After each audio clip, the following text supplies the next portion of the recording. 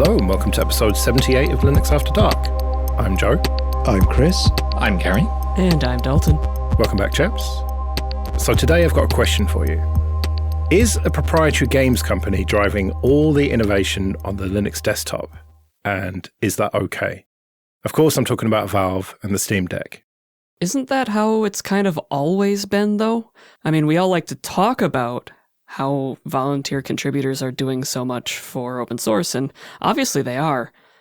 But at the same time, it's a lot of times proprietary software companies, or mostly open software companies, that are actually doing the work, whether it's Red Hat and Canonical now, and I suppose Valve as well, or going all the way back to like Easel and Sun in the early 2000s.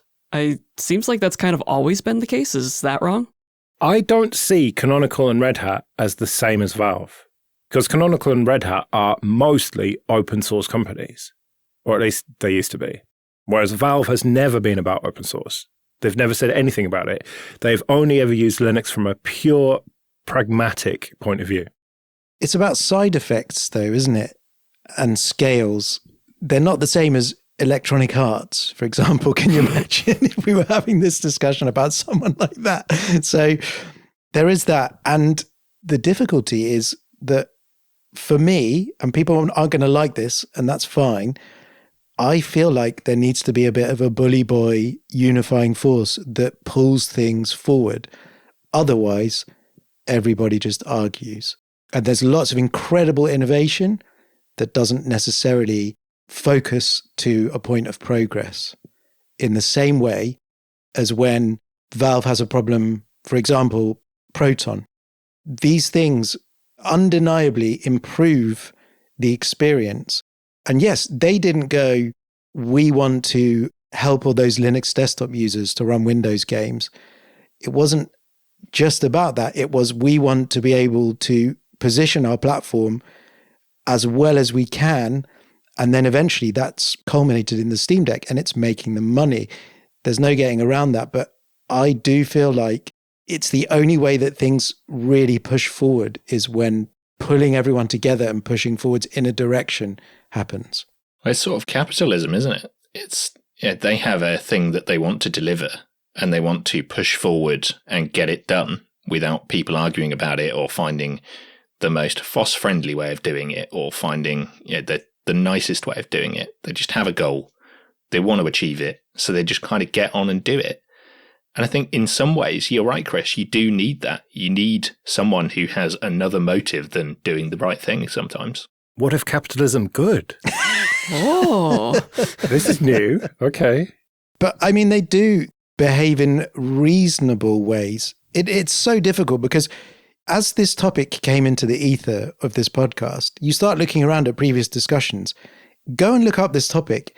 You will find endless long threads on Reddit, Hacker News, pick your poison, and you will find the complete opposite ends of the spectrum of opinion from people, all the way from Valve have done such incredible things with a long laundry list of what they've done.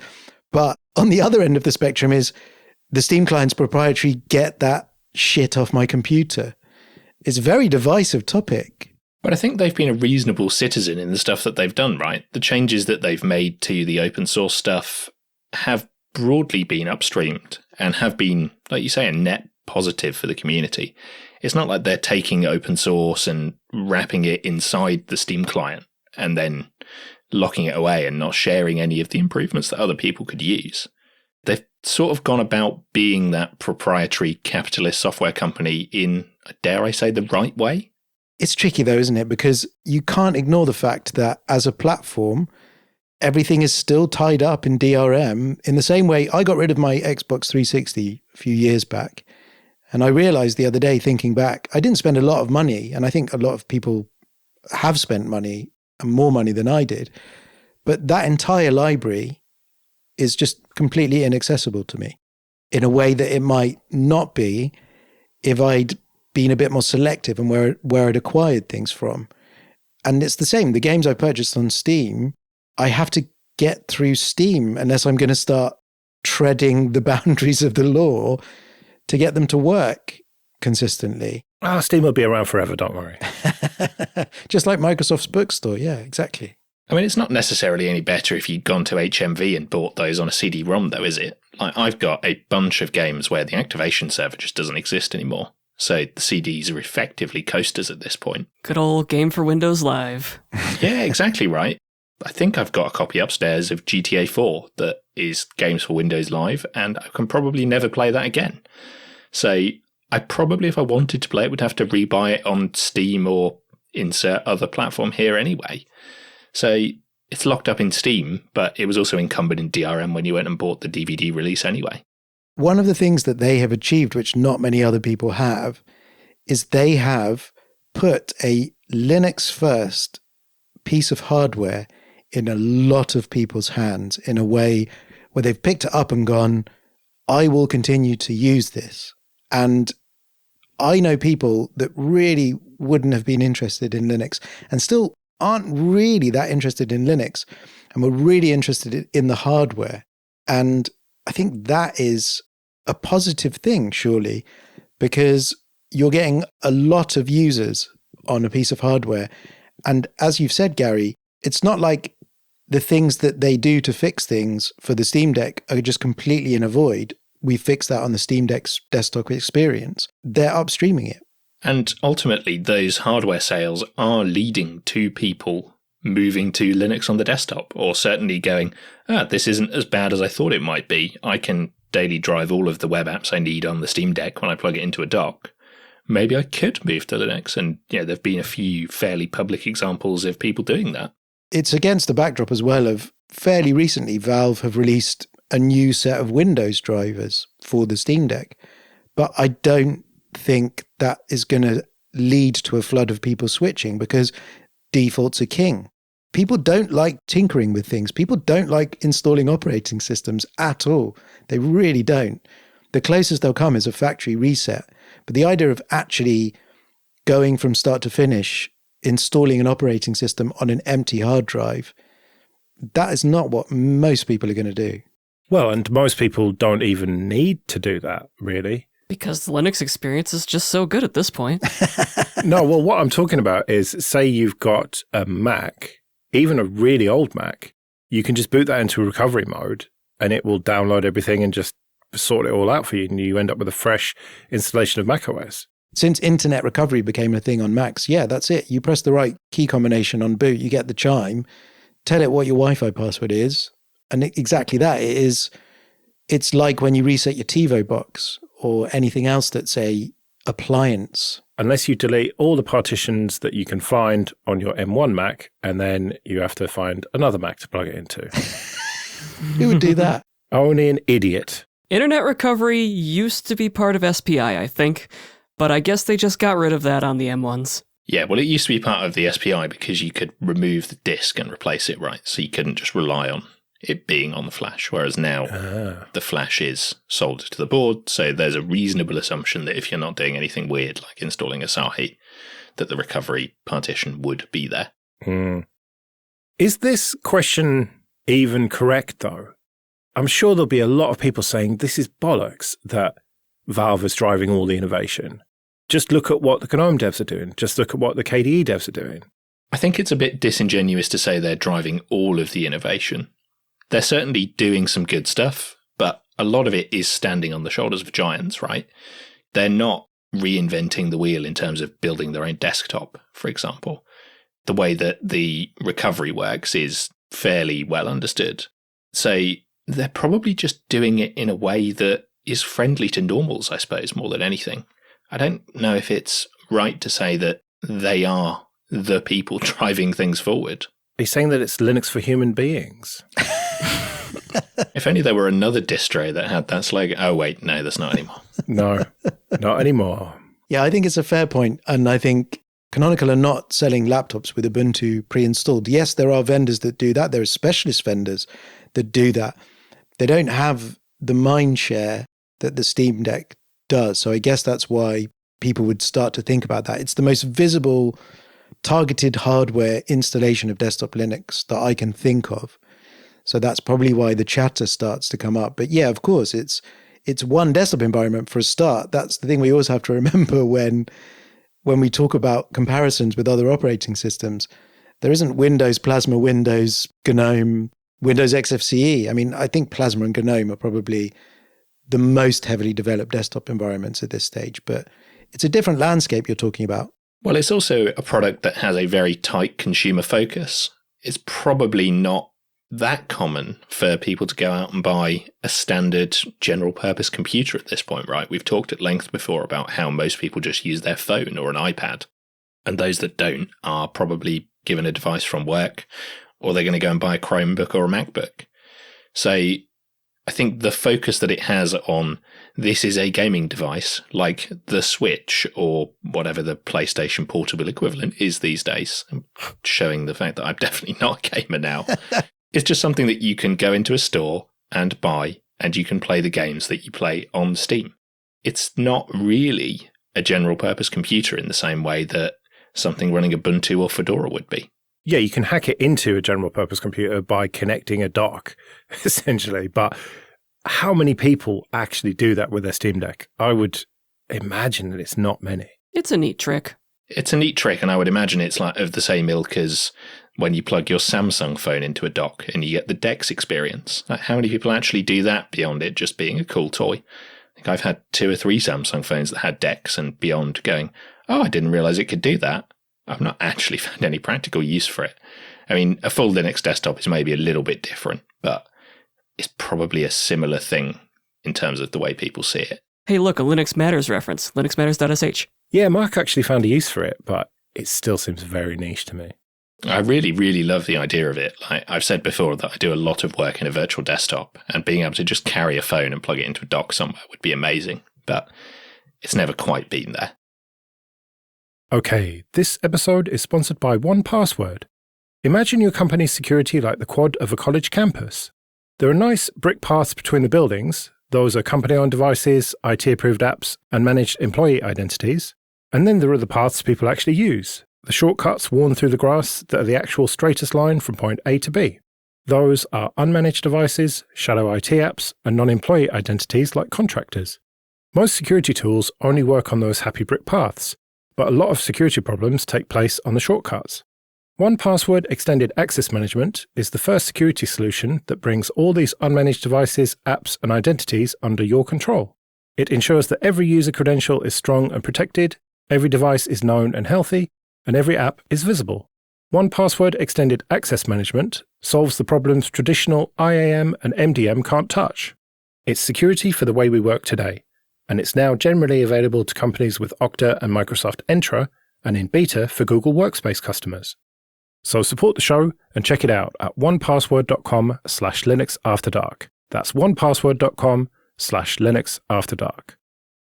Quick bit of admin then. First of all, thank you everyone who supports us with PayPal and Patreon. We really do appreciate that.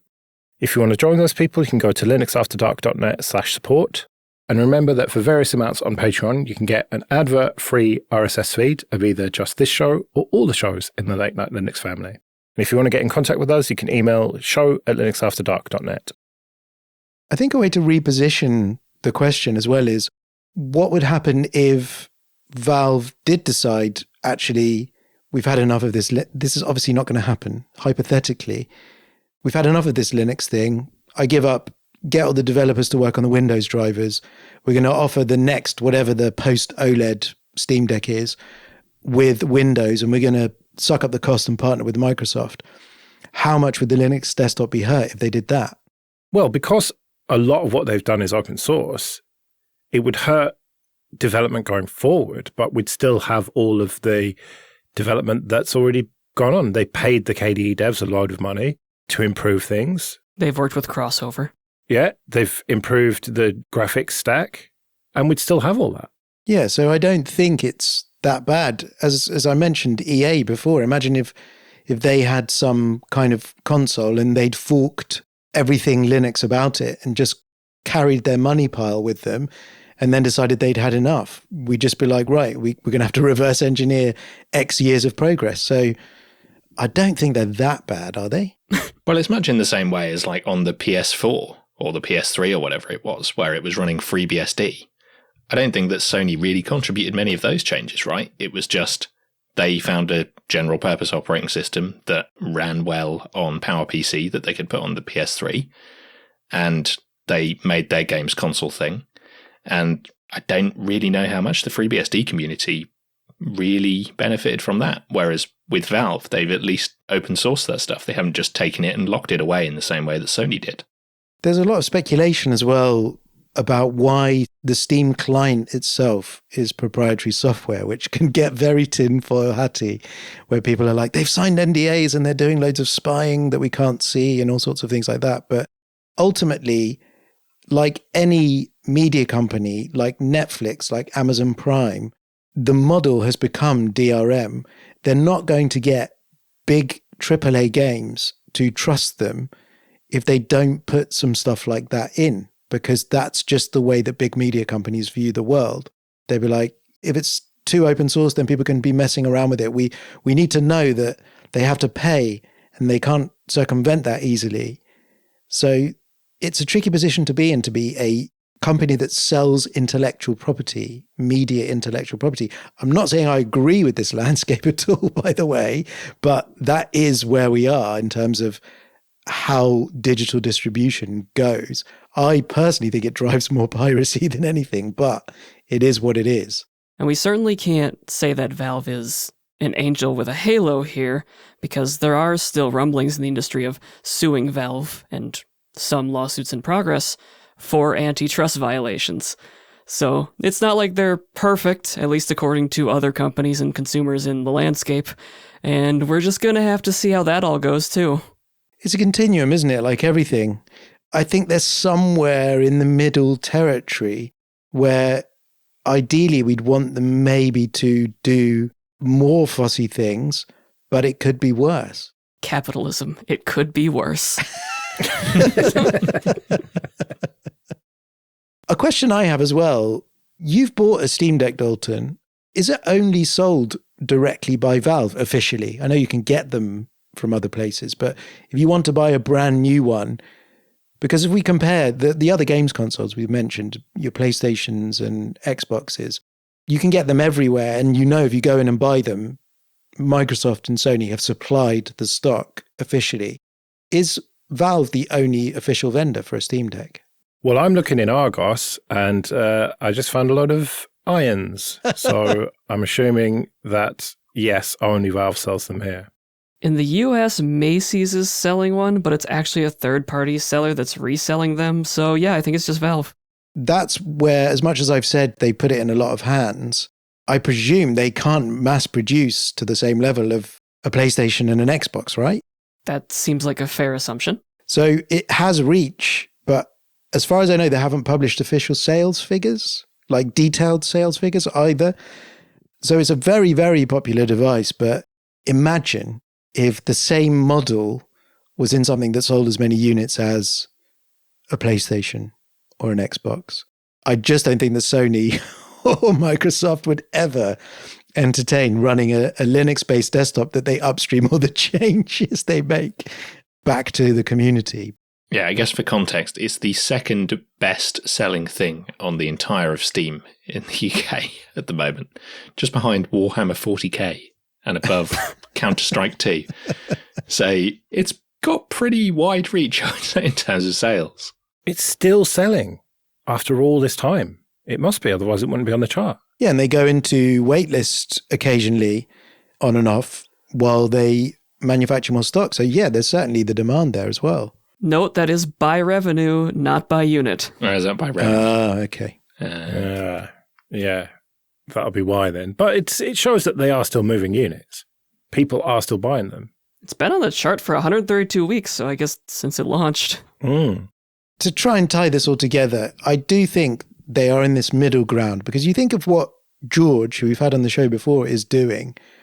It's a device that comes with a Linux desktop, but they haven't locked it down with a locked bootloader equivalent type setup like you might have on an Android device. You can wipe the operating system off. You can put Bazite on there if you want to. That whole mechanism has taken on speed, and it doesn't necessarily have to rely on Valve. You could install Bazite and choose to never open Steam. Obviously, that's where a lot of the games are, but there are other ways to get games and run them on Linux. Again, it relies on things that Valve have done, like the improvements in Wine that have come via Proton. So everything is connected. But in terms of a device, the freedom to tinker with it and do what you like is quite good, I still think, and could be a lot worse. I can't believe that we've not got anything negative to say. Like, I thought like they're an evil proprietary software company, but people just seem to like Valve. They've done a lot of things right to gain my particular, not trust, that's too strong of a word, but I like the cut of their jib, is what people in previous generations might have said. So before Proton and Wine accelerated, a lot of their in-house games had native Linux versions. We're talking about the original Left 4 Dead and things like that. They had native Linux versions. And that's the kind of thing where you think, oh, okay, and the early Steam client was quite bad. Like, they've improved it. But yes, there's all the things that come with being a proprietary company that sells other people's intellectual property. But they've managed to stay on my good side. Now, I'm not a massive gamer, certainly more than, say, Epic Games, for example, and their attitude to Linux or anything else. I can feel hot fingers on keyboards, right? There's loads of people, aren't there, who are going, oh my God, I can't believe you've given them such a soft ride. And genuinely, like, I am very interested to hear people write in, because it feels like the four of us, there doesn't seem to be a lot of resentment or anger towards them. And just little things. Like, you go and buy a Steam Deck refurbished, and you scroll right down to the bottom of all the specs, and it says software, operating system, SteamOS 3.0, in brackets, Arch-based, desktop, KDE Plasma. They're not hiding the fact that it's running Linux. It's not front and center, but they haven't buried it necessarily. They're pretty open about that for people who give a shit, and there aren't many people who would. But you're right, just little things like that send the right messages and ends up with people not necessarily praising them, but not shitting on them. Maybe at the end of the day, the best thing that we can say is that they have really good marketing. Maybe, yeah. But then Apple's got really good marketing, and fuck them. EA Sports, it's in the game. So does EA. Like, good marketing, cool. And people buy those horrible FIFA football games with in-app purchases up to your eyeballs. And it's not called that now, is it? It's called whatever it's called, because they made the players angry and lost all the licensing. But yes, they do have a good marketing budget, but they could have been massive, massive shits as well. And I just think, yes, I think it's right to point out that there are probably lawsuits and bad things that they've done. They're not shit-free, but they're okay. You didn't pick the worst option. Gold star. Right, well, we'd better get out of here then. We'll be back in a couple of weeks, but until then, I've been Joe. I've been Chris. I've been Gary. And I've been Dalton. See you later.